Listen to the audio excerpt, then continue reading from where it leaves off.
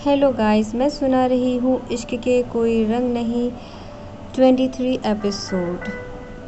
बच्ची को देखकर मनी मन सोचने लगी, आखिर वो दिन आ ही गया जिसके लिए मैं यहाँ आई थी। ये सब छोड़ छाड़ कर मैं अपने मम्मी पापा के पास चली जाऊँगी, जिनके लिए मैं बहुत तरसी हूँ। मैं अपने सपने, अपनी दुनिया सब छोड़ दूँगी।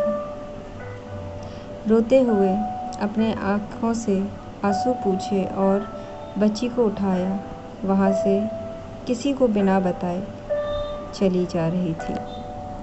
काली रात थी, बारिश ज़ोर से हो रही थी, बादल गरज रहे थे। वो बस चली जा रही थी। एक जगह आकर रुकी, बोर्ड पड़ा तो वो एक अनाथ आश्रम था, अनाथ आश्रम सरस्वती। देखकर गेट पर बच्ची को लिटा दिया और वहाँ से मुड़ गई जाने के लिए। थोड़ी दूर ही पहुँच पाई थी, इतने में वो बच्ची रोने लगी। रोना सुनते ही नीता रुक गई। आखिर वो भी तो एक माँ थी।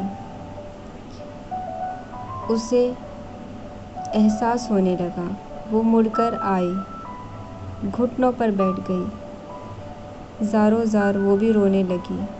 उसको कुछ समझ नहीं आ रहा था कि मैं क्या करूं, ले जाऊं या फिर यहीं रहने दूं। ले जाती हूं तो मैं घर नहीं जा पाऊंगी, जिसके लिए मैं बहुत तरसी हूं। बस वो सोच रही थी और आँखों से आंसू बहे जा रहे थे। वहाँ बादल रो रहे थे, यहाँ नीता। रोते रोते एकदम से बच्ची चुप हो गई। नीता घबरा गई और दौड़कर बच्ची को उठाया, अपने सीने से लगाया। फूट फूट कर रोने लगी। बच्ची को हिलाया। नीता समझ चुकी थी, कुछ पाने के लिए कुछ तो खोना होता है। मैं जी लूँगी बिना किसी रंग के, बिना किसी इश्क के।